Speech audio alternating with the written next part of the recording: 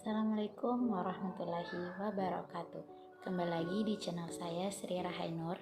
Kali ini saya akan membahas materi mengenai pengertian dan contoh tingkat kesukaran, daya beda, dan distraktor soal. Nah, untuk itu pertama-tama perkenalkan, saya Sri Rahainur, kelas M216, mahasiswa pendidikan guru sekolah dasar Fakultas Ilmu Pendidikan Universitas Negeri Makassar. Nah, untuk video ini merupakan salah satu bentuk penyelesaian tugas mata kuliah pembelajaran evaluasi. Langsung saja untuk pembahasan pertama, yaitu pengertian tingkat kesukaran. Tingkat kesukaran soal adalah suatu bilangan yang menjadi peluang untuk menjawab atau mengetahui tingkatan kemampuan suatu golongan soal. Apakah soal tersebut tingkat kesukarannya rendah atau mudah, sedang atau cukup, dan sukar atau susah. Nah, adapun kriteria tingkat kesukaran menurut Robert L. Thorndike and Elizabeth Haben yaitu sebagai berikut. Kurang dari 0,30 sama dengan terlalu sukar. Yang kedua, 0,30 sampai 0,70 sama dengan cukup atau dikatakan sedang. Untuk lebih dari 0,70 sama dengan terlalu mudah. Nah, untuk rumusnya dapat dilihat sudah tertera pada layar bahwa P sama dengan NP per N. Keterangannya, P adalah proporsi atau angka indeks kesukaran butir soal. NP adalah banyaknya peserta tes yang dapat menjawab betul butir soal, dan N itu artinya jumlah peserta tes. Adapun contoh analisis kesukaran butir soal sudah tertera nama-nama siswa juga disertai nama butir soal dan total skor soal tersebut. Nah, untuk soal nomor yang pertama yaitu 3/5 sama dengan 0,6 sehingga tingkat kesukarannya dikatakan cukup atau sedang. Untuk soal butir kedua 1/5 sama dengan 0,2 sehingga tingkat kesukarannya dikatakan terlalu mudah. Untuk soal nomor 3 yaitu 3/5 hasilnya 0,6 sehingga tingkat kesukarannya dikatakan cukup atau sedang. Untuk soal nomor 4 3/5 sama dengan 0,6 sehingga tingkat kesukarannya dikatakan cukup atau sedang.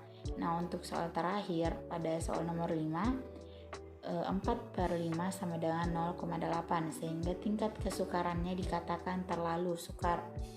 Nah, selanjutnya untuk pembahasan pengertian daya pembeda.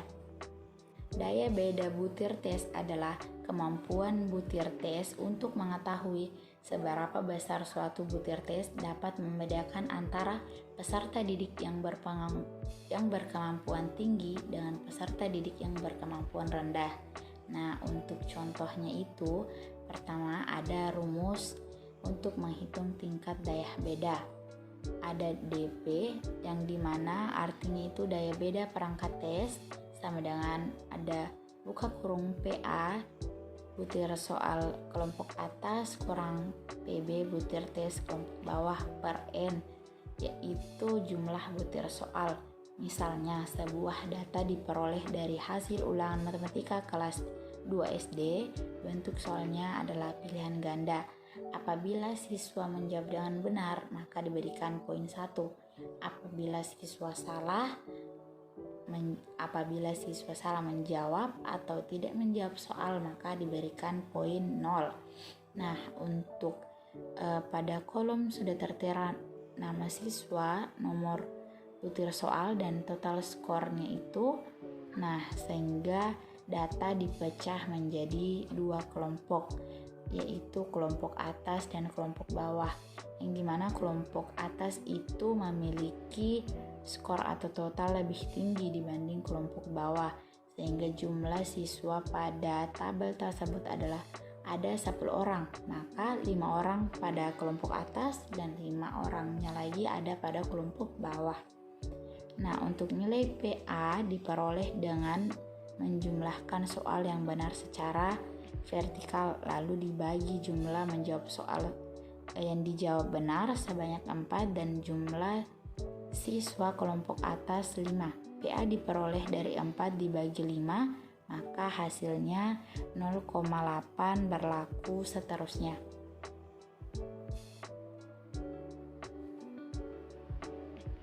Nah, untuk cara mencari daya beda butir tes yaitu adapun contohnya tertera diketahui NBA sama dengan 4, NBB sama dengan 2, NA sama dengan 5, begitupun NB sama dengan 5. Untuk dimasukkan ke dalam rumus, maka 4/5 dikurang 2/5 hasilnya adalah 0,4. Nah, untuk cara kedua untuk mencari daya beda perangkat tes yaitu diketahui 0,8 kurang 0,4 tambah 1 kurang 1 tambah 0,6 kurang 0,2. Nah, untuk seterusnya itu hasil PA kurang PB-nya adalah 2,2 yang dimana N berjumlah 10.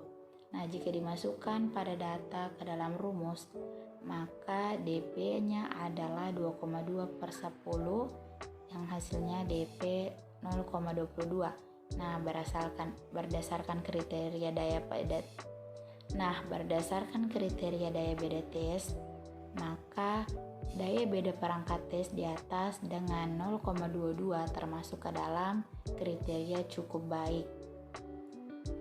Nah, untuk pembahasan selanjutnya ada pengertian distraktor atau biasa disebut sebagai pengecoh. Distraktor atau pengecoh ini tujuannya adalah untuk mengetahui kemampuan responden yang sebenarnya dengan jalan memberikan pilihan alternatif yang memungkinkan untuk dipilih, terutama bagi responden yang tidak memahami butir tes tersebut. Jadi butir tes ini berbentuk pilihan ganda. Jadi hanya ada satu pilihan jawaban yang benar dan pilihan jawaban lainnya itu hanya sebagai pengecoh atau kurang tepat, tapi jawaban tersebut memiliki kemiripan atau kesetaraan dengan jawaban lainnya. Tapi tetap saja ya, untuk jawaban yang benarnya itu hanya ada satu. Untuk contoh soal distraktor atau pengecoh ini sudah tertera rumusnya, yaitu IP sama dengan P kali 100%, N kurang B, N kurang 1. Keterangannya sudah tertera. IP itu indeks pengecoh, kurang P jumlah peserta didik yang memilih pengecoh kali 100, dan N jumlah peserta didik yang ikut tes dikurang jumlah peserta didik yang menjawab benar pada setiap soal.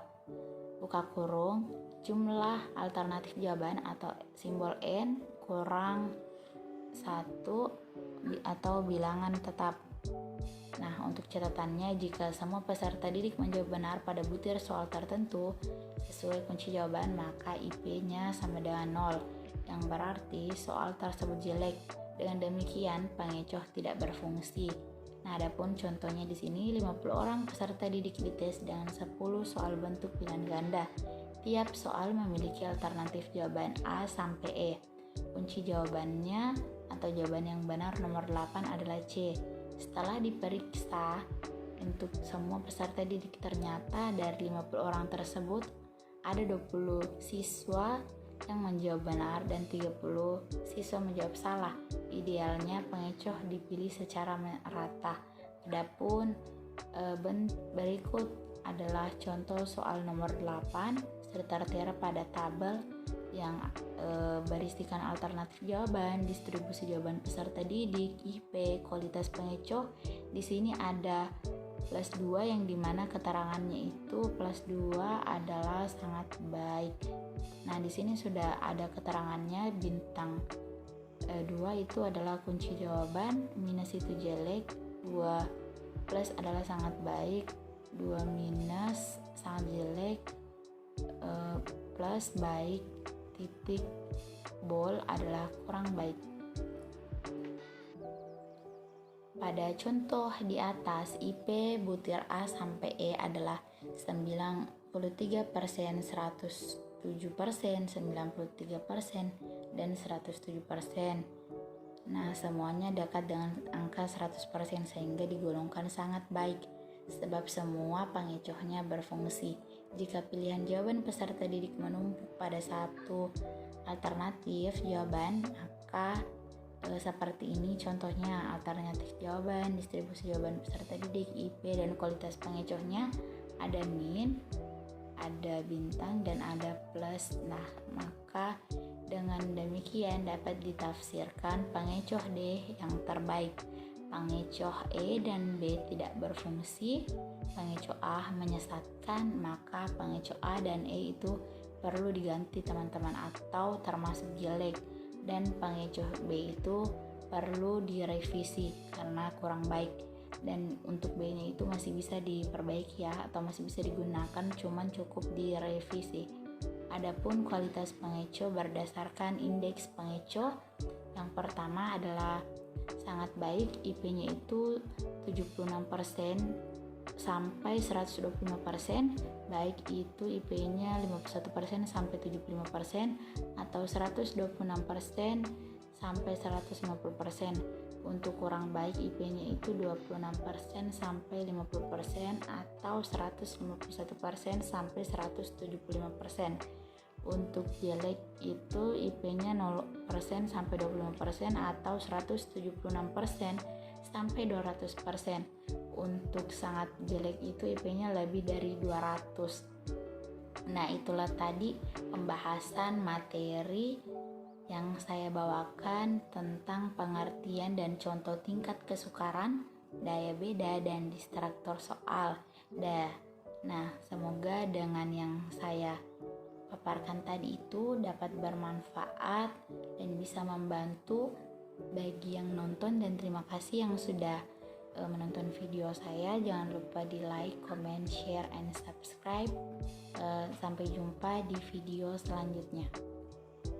Assalamualaikum warahmatullahi wabarakatuh.